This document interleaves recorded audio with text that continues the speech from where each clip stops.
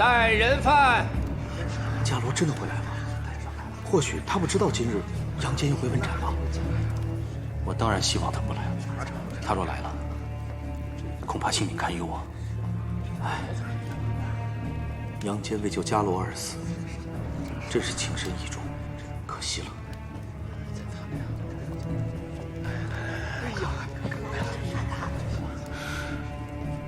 大哥，大郎。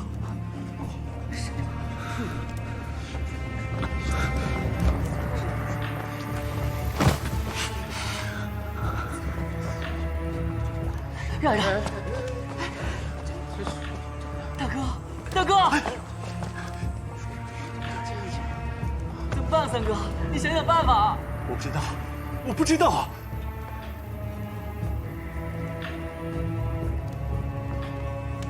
父亲，二哥，二哥。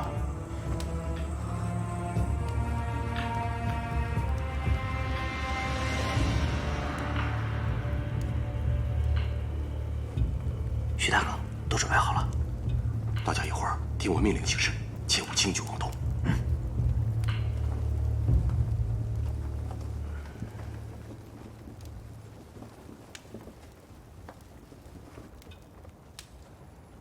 时辰已到，行刑。是，行刑。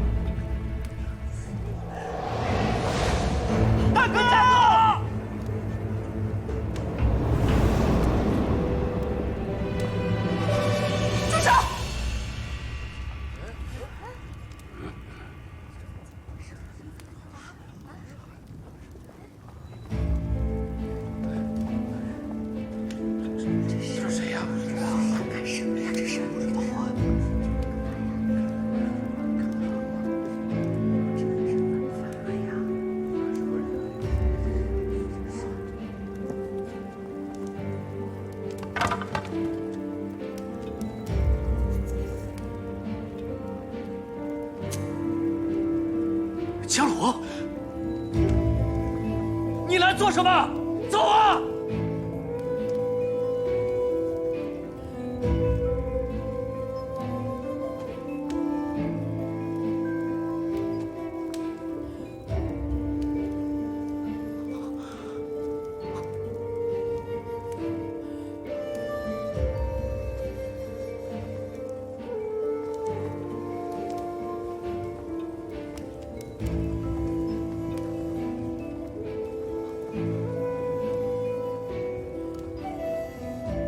要杀你的人是我，不是杨坚。放了他！不要相信他的话，刺杀你的人是我，与他无关。你疯了！走啊！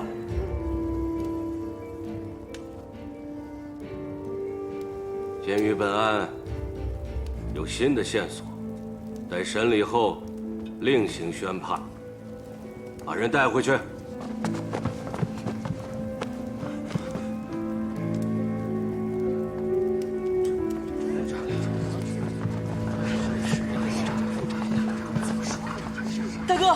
二哥，这宇文护到底什么意思啊？要救伽罗，只能从长计议了。派些人盯紧金国公府。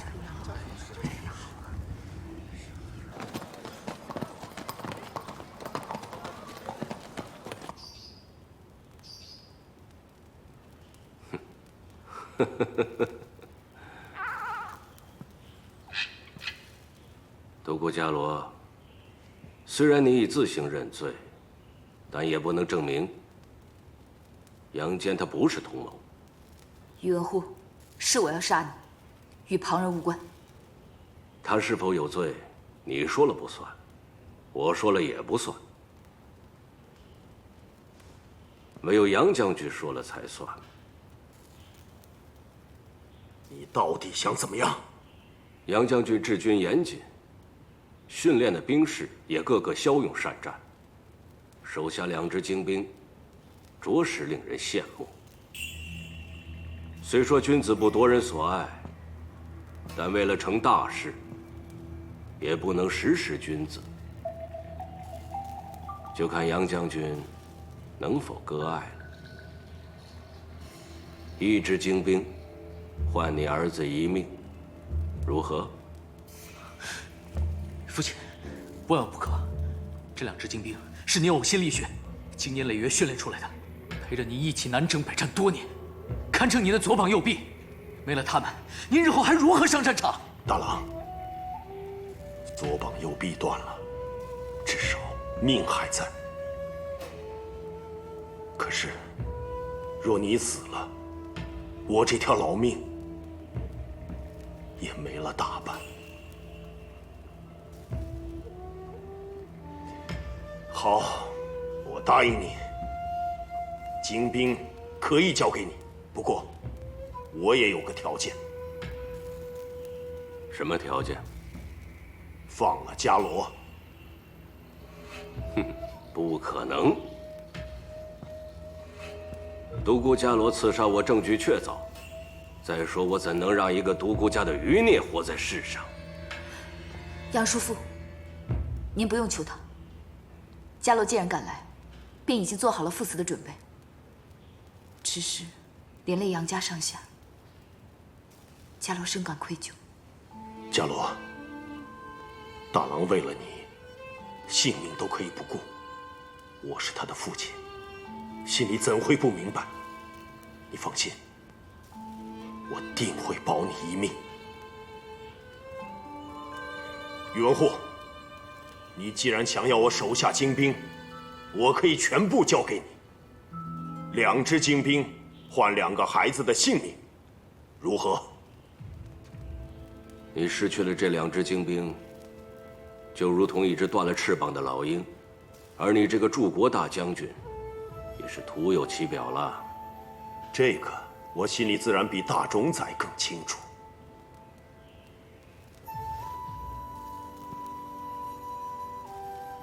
人人都说，杨将军爱兵如子，这些将士跟你征战沙场，出生入死，你竟为了一个罪臣之女，抛弃他们，我真替他们感到心寒。大冢宰言重了。我身为大周臣子，我手下的将士自然也是大周的将士。既然是大周的将士，是听我之令还是听大冢宰之令，有何不同？只要大冢宰是用他们上阵杀敌，我相信他们定会全力以赴。但若大冢宰是要他们去做不利于大周、不利于天王之事，我坚信他们必不会助纣为虐。我如何用兵，用不着你教。杨叔父，伽罗不值得你如此，请收回方才所言。伽罗，我决心已定，你不必再说。我的条件在此，行还是不行？行，当然行。没想到独孤信的女儿，竟值1支精兵。独孤伽罗，我奉劝你一句，以后再想刺杀我，你可要好好掂量掂量。到时杨将军还有没有精兵来换你？或者说你身边的人还有没有机会活命？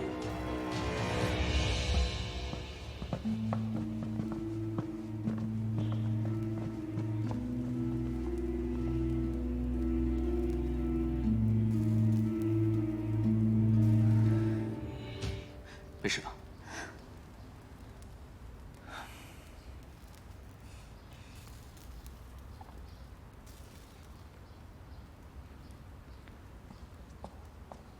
父亲回来了。父亲，父亲，您当军将2支精兵都交出去了。是。都哭丧着脸干什么？再精锐的兵，都是带出来的，以前能，以后照样能。哎，是伽罗害了杨家。你这是做什么？来来来，快起来！一家人不说两家话，啊！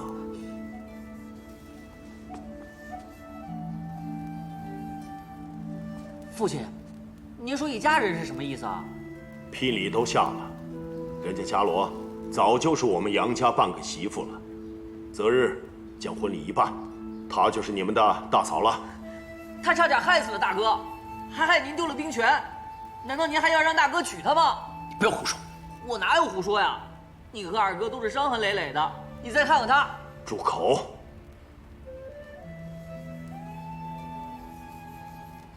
锦兰，在。以后你便随着伽罗，好生伺候。是，郎主。伽罗，你不要想太多，以后我们便是你的亲人。你受了伤，先回去歇息吧，啊。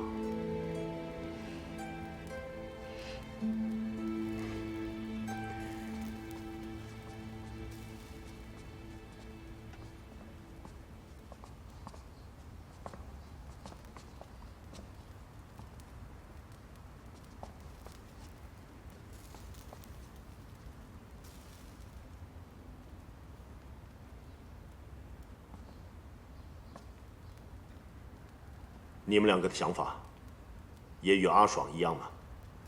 伽罗在刑场冒死救大哥，确实让人感动。可这一切，都是他造成的。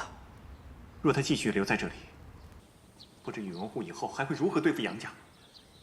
如今父亲连兵权都给了宇文护，我们日后还拿什么与之抗衡？三弟，三哥说的对，父亲倾注了多少心血，就这么白白送给了宇文护，大哥你能甘心吗？够了，到此为止吧。这件事，以后谁也不准再提。这一切都是我的错。作为大哥，我没有保护好杨家，不仅连累了父亲，还害弟弟们受苦。大哥，我们不是这个意思。我已经想过了，若是你们同意的话，就按之前所说的，我带着伽罗一起离开长安，如此便不会给大家带来麻烦。大哥，你这又是何苦呢？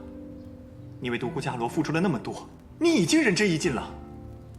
三弟，你不懂，我对伽罗好，不只是因为道义，更重要的是我爱她。从她走上刑场救我的那一刻起，我便告诉自己，这个女人我要定了。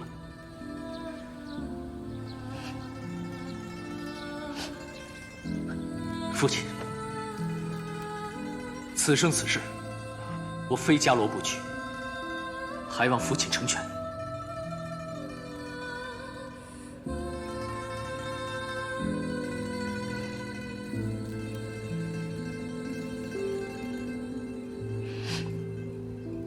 大郎，你先起来。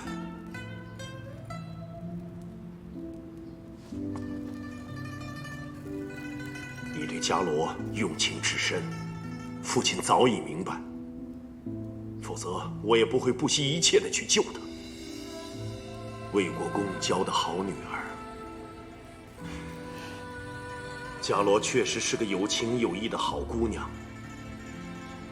你若能娶到她，是你的福气。父亲也希望我们杨家有这样一位好长媳。虽然我们杨家眼下身处逆境，但这都是暂时的。只要我们上下齐心，何愁没有翻身之日？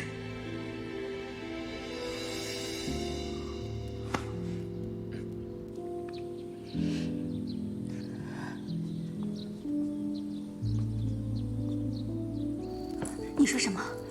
伽罗当真还活着？是真的，众人亲眼所见。他亲上刑场救杨公子，虽被大冢宰带走，但不知怎的，大冢宰突然又昭告天下，说是误会一场，真正的刺客另有其人，并将伽罗姑娘与杨家众人都放出来了。太好了，我要立刻去见伽罗。王后，您别冲动。大冢宰逼天王将您禁闭佛堂3月，您此时若是贸然出去，恐怕又要落人口实了。嘉罗姑娘现在杨家，大概很快便会成亲吧，应该不会有事的。你说的是我心急了。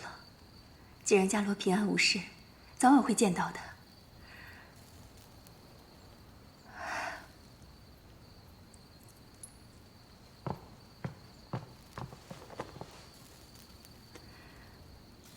多谢菩萨保佑嘉罗，多谢杨家庇护嘉罗，多谢菩萨。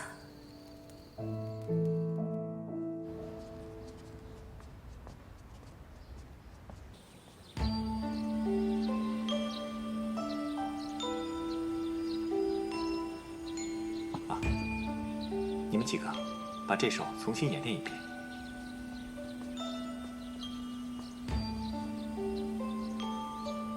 公主平日里一听乐曲便睡觉，如今却这般痴迷，在于意境。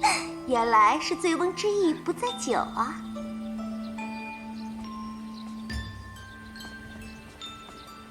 公主驾到！参见公主。免礼。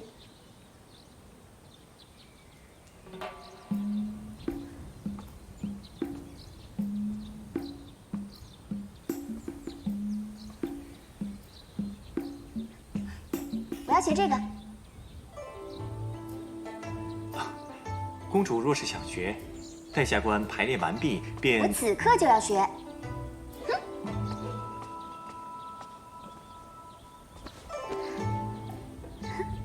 公主，下官先向您讲解一下，这琴是。不必了，只听不练就如纸上谈兵，何年何月才能学会？我要你手把手教我。可是，公主，我哪有什么可是啊？教便是教，不教便是不教，爽快利落。你就说你是教还是不教？公主要学，下官自然是会教的。那便开始吧。好，公主，这右手。我不是叫你手把手教我吗？手把手。公主，手指略微弯曲。像这样吗？手腕需下压，小指需上翘。小指往上翘。对，就是这样。然后要心平气和。是不是这样？啊，那只手要这样，就这样，轻轻地放在上面，这样就对了。然后弹奏之前，心里要先想着曲子。你的左手和右手。之前我总是不喜欢这些叮叮当当的声音，如今自己弹奏起来，竟是如此美妙。你说，你我二人是不是相遇的太晚了呀？是，啊，不是，不是。哎，我看你年纪也不小了，你为何还未娶亲？下官家中排行第3，两位哥哥尚未娶亲，下官又何须着急呢？谁说哥哥未娶亲，弟弟便不能娶亲的？何必拘泥于这些压根不成文的规矩？公主教训的是。我不是在教训你，我是在教你。对了，你喜欢什么样的女子啊？长安城内的名门闺秀我都认识，不如我介绍一个给你，你有何要求？下官先谢过公主了。其实并无特殊要求，和演员便好。若是温柔体贴、贤良淑德，那便更好了。我说介绍，你还真接受？公主，我。不过要说起温柔贤惠，不是本公主自诩。本公主若说第2，便无人敢说自己第1，是吧，宝莲？是，公主是全天下最温柔贤惠的女子了。哎，你看啊，我们既能一起抚琴，又如此聊得来，这便是合眼缘了，多符合呀！啊，公主，这玩笑可开不得，下官不敢与公主合眼缘。你只需要说是合还是不合便是，有什么不敢的？啊，下官府中还有事，得赶紧回去了。公主你就送到这儿吧，下官先告退了。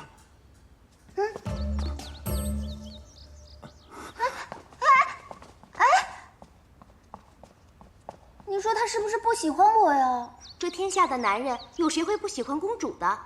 他定是受宠若惊，慌不择路呢。公主，你看他与公主你在一起时，又紧张又害羞，这不是喜欢是什么？你倒是懂。哎，不过你说的有道理。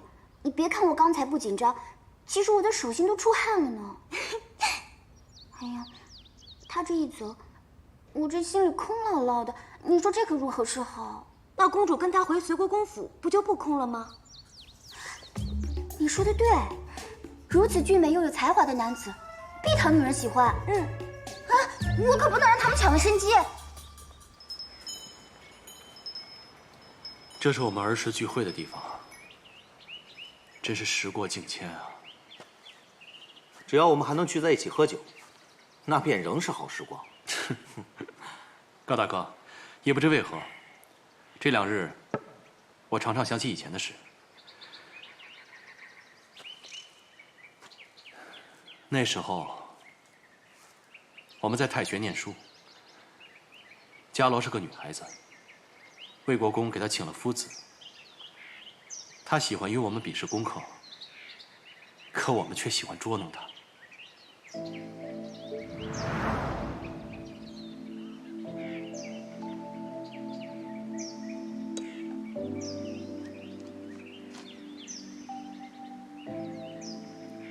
伽罗，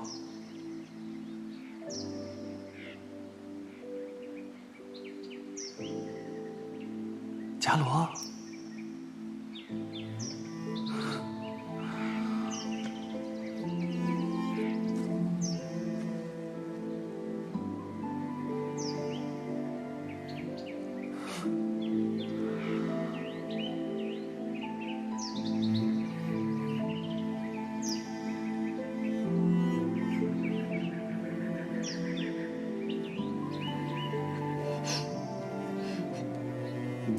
在干什么？看你啊！哼，竟敢取笑我！不玩了，不玩了，伽罗饶命啊！桃之夭夭，灼灼其华；之子于归，宜其室家。这是女子出嫁的诗，太学教的不应该是治国平天下之策吗？伽罗，你这么冰雪聪明，一定可以意会我写此诗的用意吧？伽罗，我不会让你逃走的。等我出使北国回来，我便会向父王请旨，给我们赐婚。从今以后，我会牢牢抓住你，生生世世都不会让你离开我。你抓不住我的，我可不是那些无知的闺阁女子，总有一日，我也是要见识天地众生的。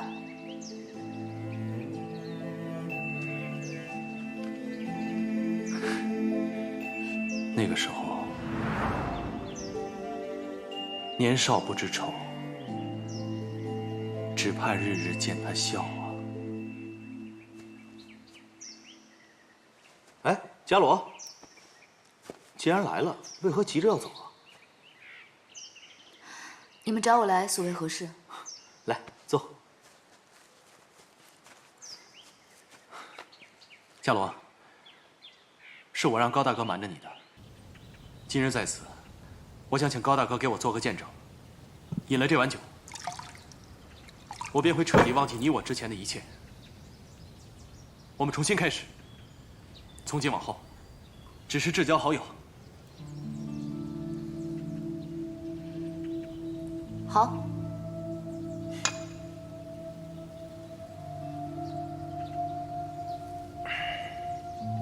如此，甚好。甚好。于你而言，我若再对你有感情，便是一种负担。其实这何尝不是我的负担？我与宋儿已结为夫妻，若我心中再想着你，于他于我，都是一种折磨。不过时间真的是好东西啊！我渐渐发现，对你的感情，只是愧疚而已。愧疚当初我的离开，愧疚你有难的时候，我未曾陪着你，心里一直有个结，所以迟迟放不下。你打了我一巴掌，终于将我打醒了，我是该放下了。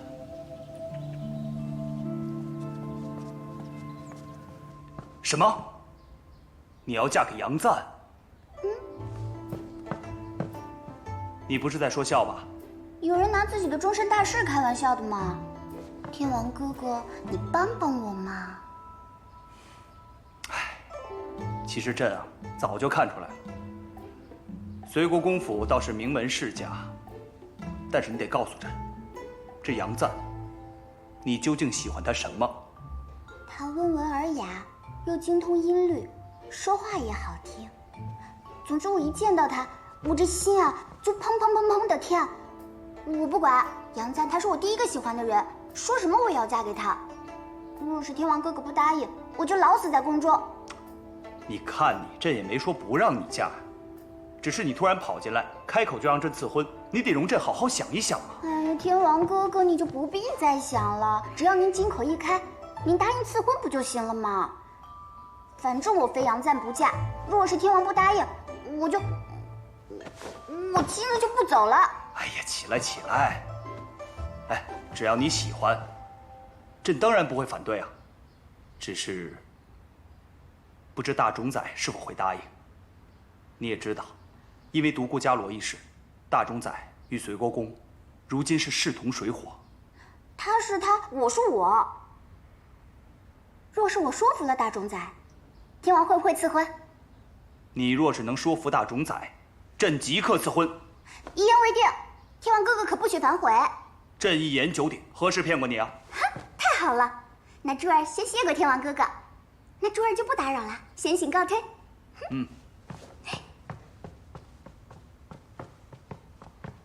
何必自讨苦吃呢？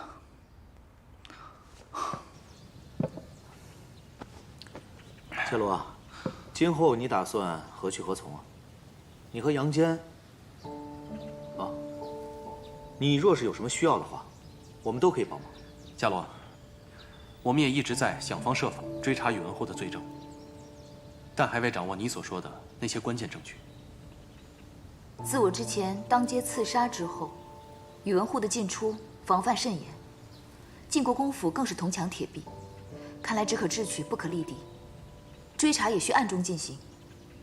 宇文护党羽众多，切记勿打草惊蛇，必须调虎离山，才有下手之机。最近听闻宇文会自接手了杨将军的精兵后，气焰嚣张。他为扩建别院，强占民田，致使那一带的百姓流离失所。宇文会，他真是长安一霸，向来仗势欺人。上次强抢民女已被我们教训过了，如今越来越无法无天了。伽罗，你若有什么想法，我们大可从长计议，不要再孤身犯险。铲除宇文护，那不是你一人之事。我们皆为天王臣子，理应为大众拨乱反正。对，宇文护欺君罔上，为祸于民。如今精兵在手，往后他想做的事，更无人敢拦。长此以往，忠臣良将难逃厄运，大周朝纲尽毁，百姓必苦不堪言。不去庆父，鲁难危矣。除恶不尽，贻害无穷。乱臣贼子，得而诛之。伽罗，你这是答应了，不可再擅自行动。天理昭彰总有时，善恶必报终有期。天色不早了，我该走了。好，我们改日再聚。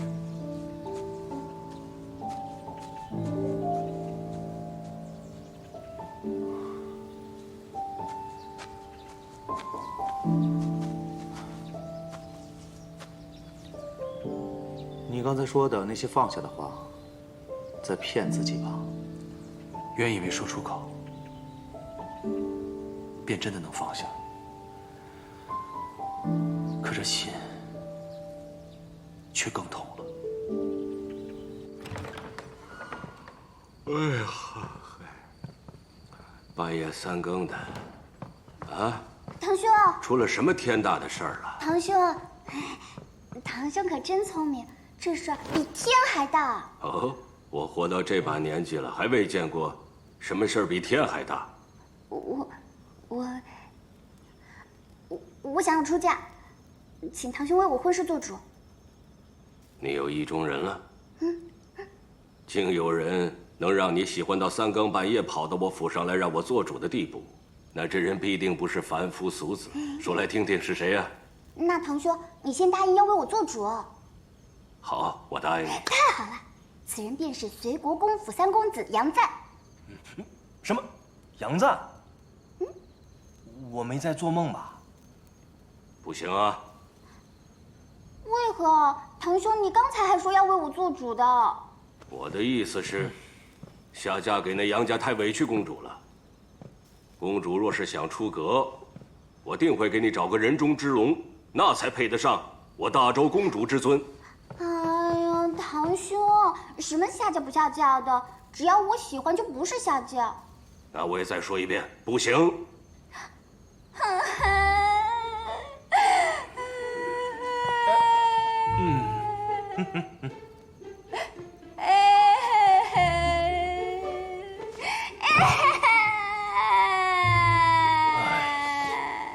若是父王还活着，他定会依着我。如今我这个公主就是个没人管、没人疼的孩子，连想嫁给喜欢的人都不行。堂兄，堂兄，堂兄，我知道你最疼我了，所以我才来找你做主的嘛。你嫁谁都行，唯独杨家不行。哎，公主不要，有话好说，莫伤了自己啊！你走开，公主。堂兄今日若是不答应，我就死在这晋国公府，看你们如何跟天王交代。哎，公主，这招你都用过不知多少回了。你要威胁我父亲，能不能换个法子呀？啊！你们不现实吧？我真动手了，你们可别后悔。公主，时辰不早了，回宫休息去吧。公主，公主，你不要吓奴婢啊！公主，哎，公主，父亲，这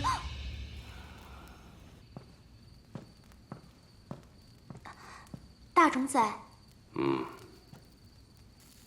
你先出去吧。簪子呢？把簪子给我。宝莲，你们信不信？我真的，好了好了，想不到你从小就怕血，为了杨家那小子，居然敢用抹脖子来威胁我。若是传出去，岂不成了皇家的笑话？谁让堂兄出尔反尔？你当真喜欢杨赞？当然了，我脖子都磨了，那还能有假？若你执意想嫁给他，也并非不可。真的？不过，你得答应我一个条件，你要定期向我禀报杨家所有人的一举一动。若是公主不听话，那杨家，尤其是杨赞，会吃不少苦头。公主，你可要想清楚了。这有何难？我答应你便是。那好，那我改日叫天王为你赐婚。太好了，堂兄，不要等了，就明日吧。明日一早，你便请天王下旨赐婚，免得夜长梦多。我担心他被别的女子抢走了。哎，堂兄，又怎么了？簪子。我已经答应你了，你还要做什么？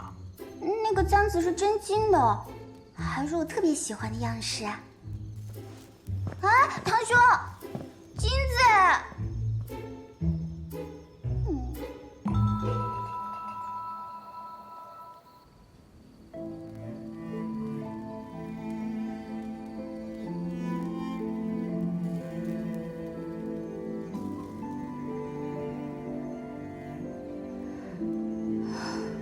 宇文护，都是因为你，你害了所有人。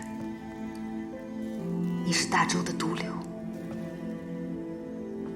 唯有除了你，才能还杨家兵权，才能让天王掌权，还天下太平。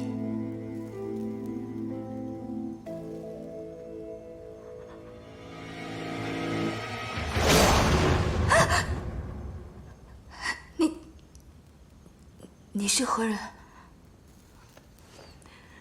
是我，大嫂。大嫂，你没死，你还活着。伽罗，我没想到你也在这儿。大嫂，你的脸……不对，我明明见你身受重伤，我亲眼看到你跌落悬崖的，你是如何活下来的？当日坠崖，我也以为自己必死无疑，谁知命大，摔断了腿，昏厥过去。幸好有猎户救了我，才捡回了这条命。和命相比，脸又算得了什么？碎石锋利，怎可能完好？等我能起身走动的时候，再回去找你们。已过了很多时日，我只看到了墓碑，还以为你们都……我没有去处，也不能见人，只想回来这里看一看。伽罗，真是万幸，你还活着。父亲、母亲，还有你大哥，在天之灵，总算安慰。大嫂，你受苦了。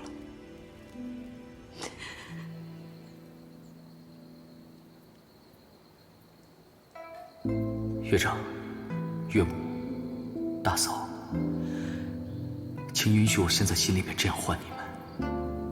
父亲已经答应让我娶伽罗为妻，从今往后我会待她好，我一定会替你们报仇，铲除宇文护。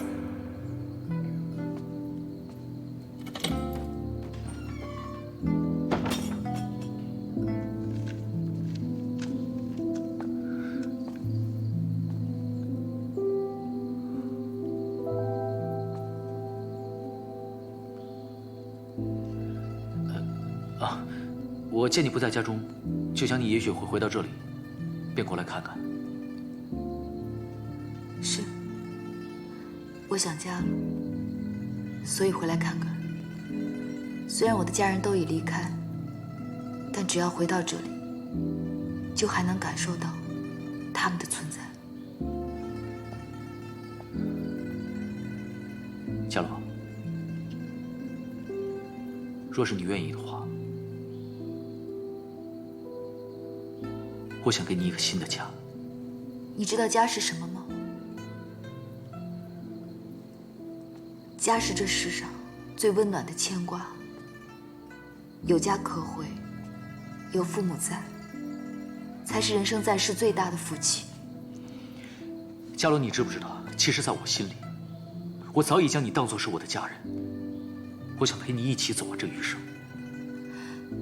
杨家为了我，已卷入灾祸之中。你若是要保护我，那受伤害的便会是杨家。你忘了我吗？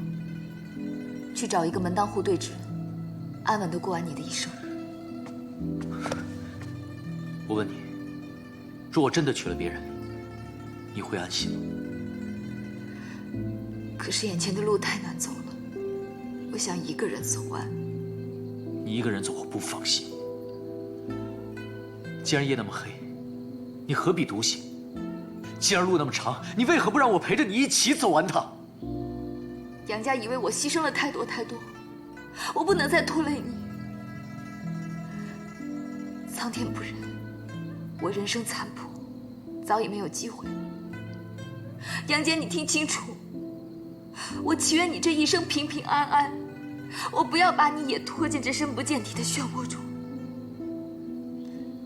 因为我身在其中，深知其苦，我不愿你同我一起受苦。伽罗，为了你，我什么苦都愿意受。你给我一个机会，让我在你身旁，为你遮风挡雨，好吗？你的好，会是我人生路上恒久的明灯。可惜造化弄人，我不想再亏欠你。你回去吧。伽罗，你让我静一静。我只要你记住，无论发生什么事情，我都陪在你身边。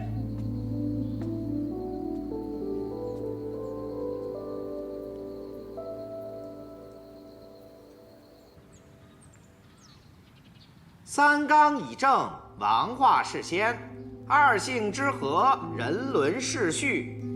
兹尔顺阳公主，柔仪明婉，书性和惠，端贤外素，敏悟内照。隋国公之子杨赞，华胄宫人，温良美貌，当身下嫁之命，侍宠旧勋之家。命尔杨赞为驸马都尉，以上顺阳公主。尔当奸夫道，勿宠勿慢，永肃其家，以趁亲亲之意。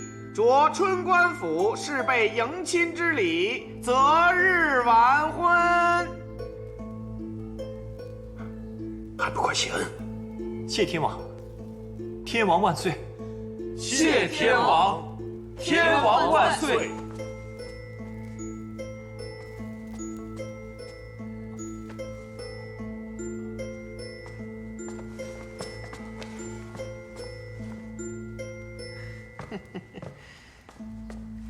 恭喜啊，隋国公！有劳内官这么早来宣旨。哎呦，不早了，比起公主啊，我真不算早。那我便回宫复旨了。请内官慢走。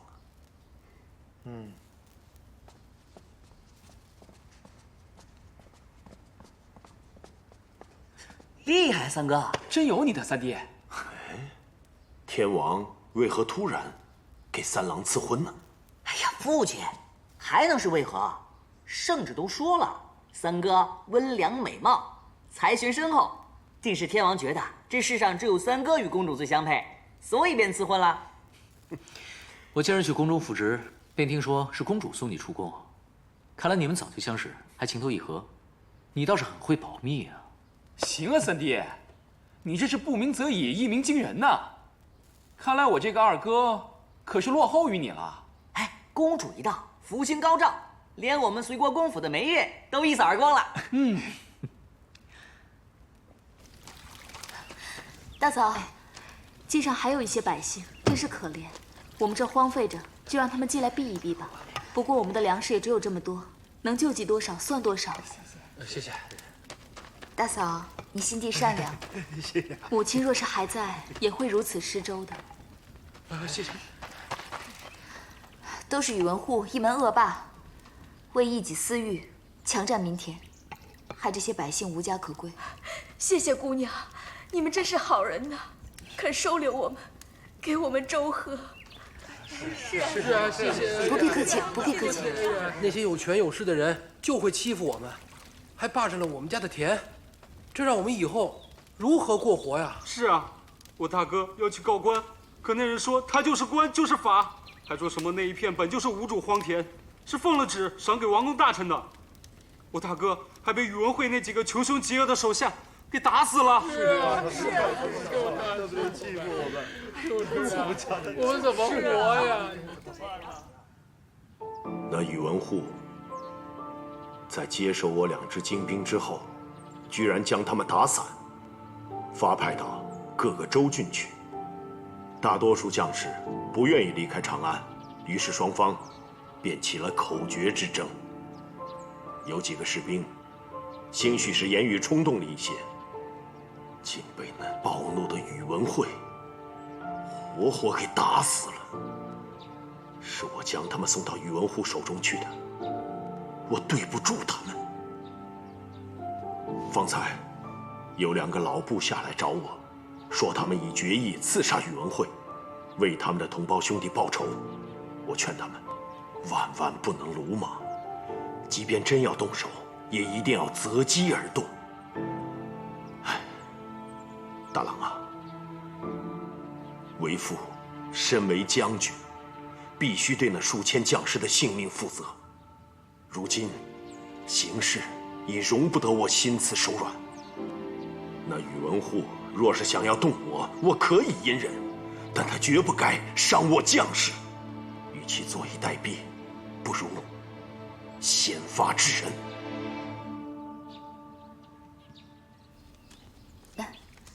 拿着。谢谢。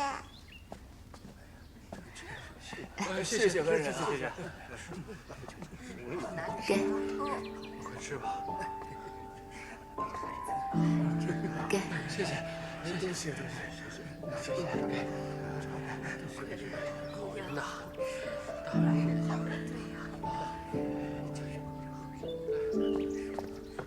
佳罗，你这几日过得如何？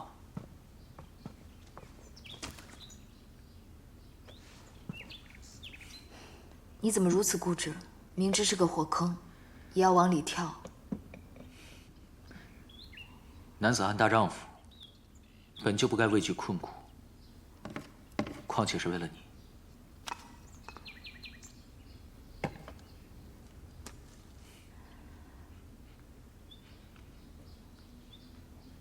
你最近瘦了，要好好照顾自己。哎，佳罗，为何有那么多难民在此啊？他们都是受宇文会迫害、流离失所的百姓，暂避在此。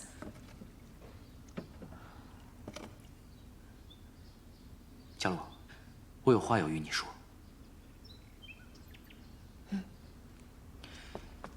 宇文护已将2支精兵据为己有，宇文会更在军中无故杀人。他杀的可都是我大周的将士，所以父亲已经决定要对其动手。你们要杀宇文护父子？为民除害，替天行道吧。那好，不过你们杀宇文护的行动，我要参与。你们有什么计划？我已经得知，公主和三弟成亲之日已定，但当日宇文护并不会出席。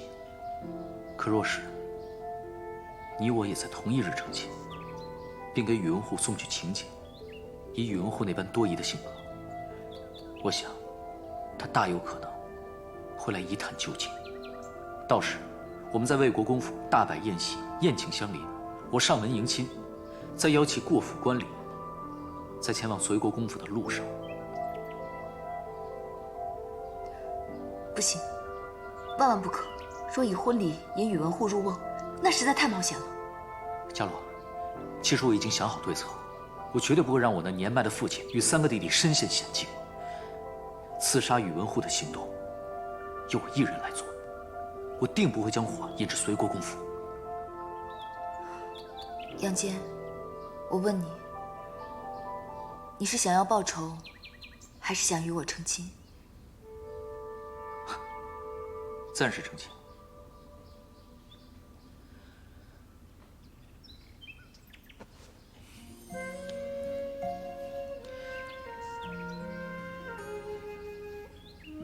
与你成亲，是我这辈子最大的心愿。我多想给你一个和美盛大的成亲之礼，如今看来，恐怕是没有机会了。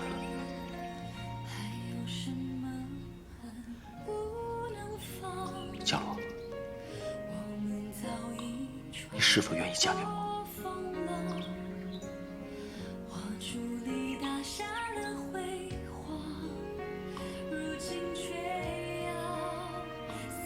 有你这句话就够了。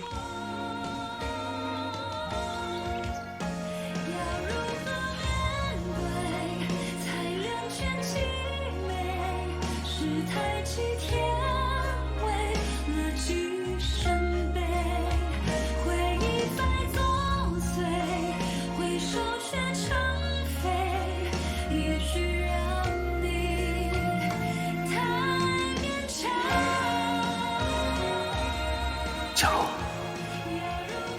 原谅我，这场风雨过后，无法再陪你走下去。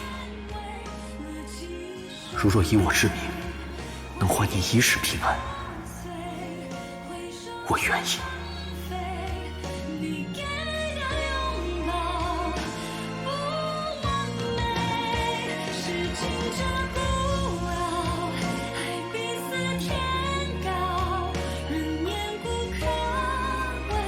谁在意谁？杨坚，不敢拥有，只因害怕失去。我在你眼中看到了我自己，所以更不能让悲剧在你身上重演。这一世，你我做不成夫妻，来世望能再续前缘。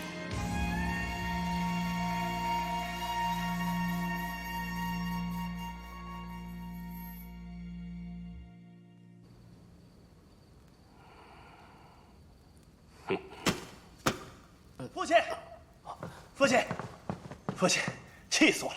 杨坚与独孤伽罗居然要成亲了，竟敢与公主在同一日，还摆什么宴席？请去的那帮都是贱民，他们到底要干什么呀？公子稍安勿躁，大冢宰已经知道了。还不是你惹出来的事！我叫你收敛些，你偏偏不听，反倒闹出人命来了。我说过多少次，杀人也是分时候的，有的时候管用，有的时候未必。大冢宰息怒，公子都是有理的，别人就算要查，也抓不到把柄。就是，父亲，我那是杀鸡儆猴，这也是您教我的。不这么做，他们能听我的话吗？你糊涂！我们要的已经到手了，下一步便是收拢人心。你这样胡来，闹得民怨沸腾，这与大事有何异啊？晋国公府的颜面何在？到头来，还不是要我替你收拾？大冢宰之意是要去观礼？父亲，去不得，此事必定有诈。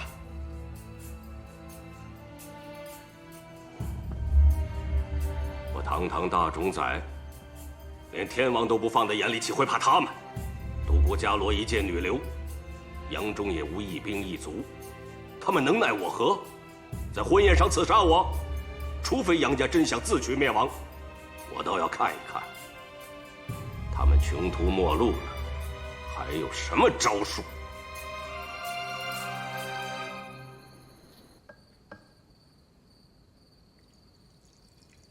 徐大哥，明日迎亲，父亲定会以为我们将在青庐行礼后再动手，而我，则打算以为公主和我们证婚做借口，在宇文护前去随国公府的路上，便采取行动。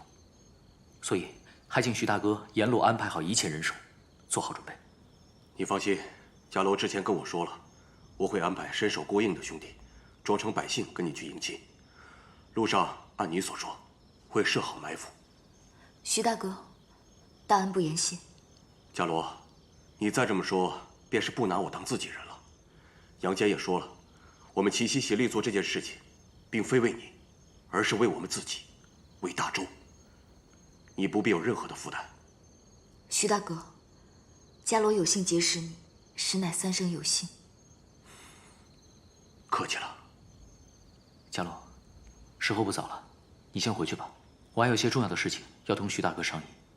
好，那我先走了。徐大哥，我有个不情之请，要托您将我的二弟和四弟平安的送出长安。这自然没有问题，我会增派人手保他们平安。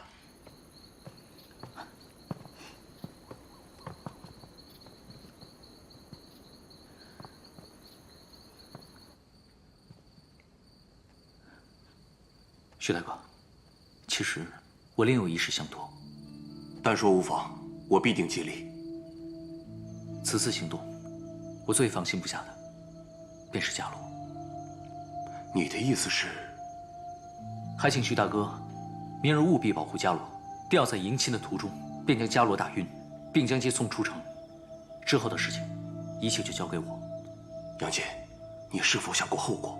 若伽罗知道了，他会终生不安。我答应过魏国公，还有伽罗的大哥，一定会护他周全。但他的脾气秉性你也知道，一旦他决定的事情，我们根本无法阻拦。我不得已才出此下策。魏国公与我有大恩，我自当护卫伽罗。好，我答应你。徐大哥，你对在下的恩情，来世必定结草衔环以报。徐大哥，那我就先告辞了。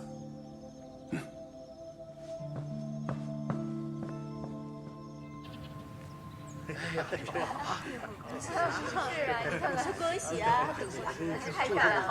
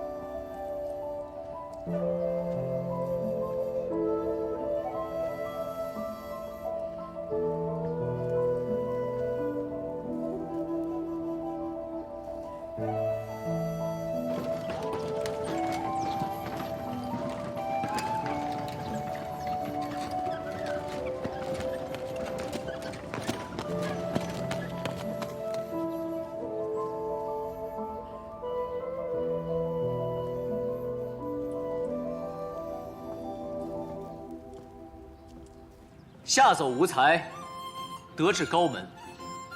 窈窕淑女，君子好逑。请君下马来，缓缓便商量。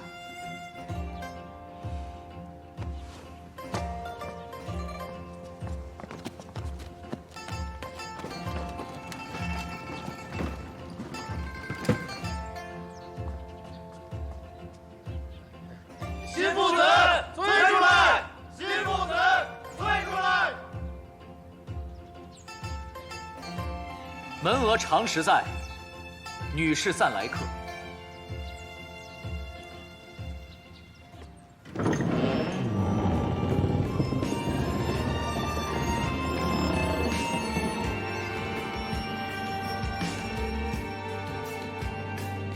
说对话，约对象，戎马对红妆，天涯路对咫尺荒凉。酒对歌，莫对香，你对我痴对狂，灯阑珊夜透亮，碧纱窗。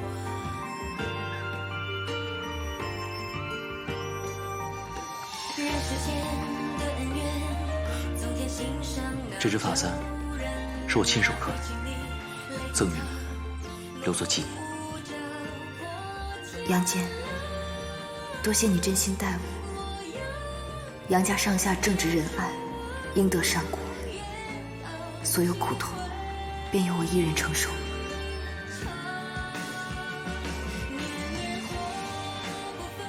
真好看，我很喜欢。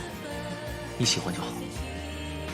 佳罗，你今日真的好美，仿佛世间所有的美好都留在你的笑容里。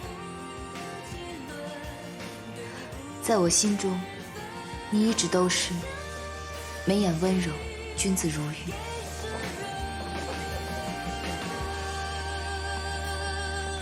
王后驾到！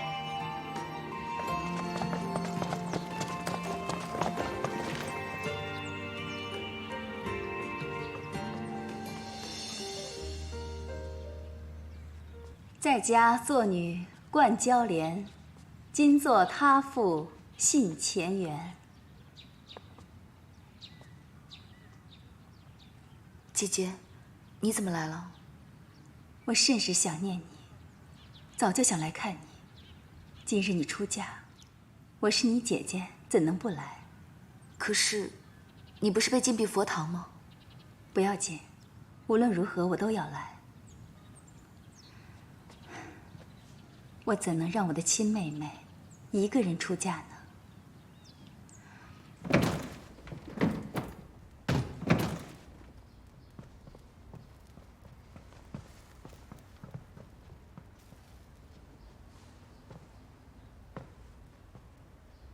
这些嫁妆都是本宫亲自为伽罗准备的。杨坚，你一定要好好待伽罗。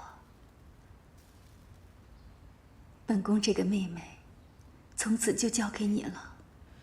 王后，纳征当日，我未说完的话，今日便一并说完。我不会去三妻四妾。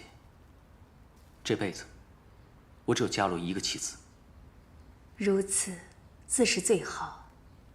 伽罗，这些嫁妆中，有我当年的嫁妆，带来给你，就当是父亲母亲为你准备的。我独孤家的女儿出嫁，嫁妆理应是独孤家的。谢谢你，姐姐。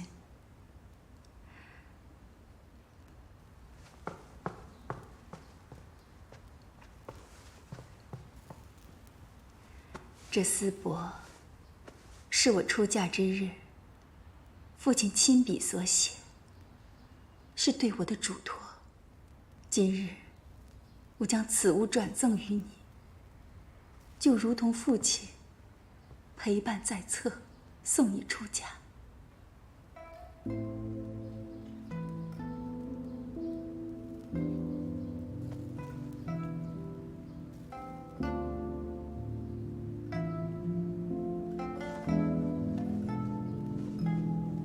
吾之爱女，父亲虽常年征战在外，但你们都是父亲心头的牵挂与惦念。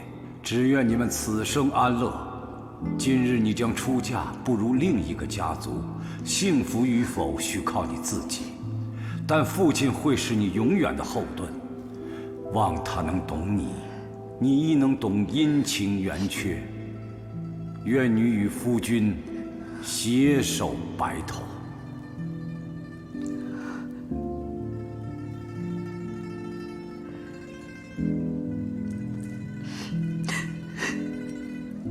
不哭了。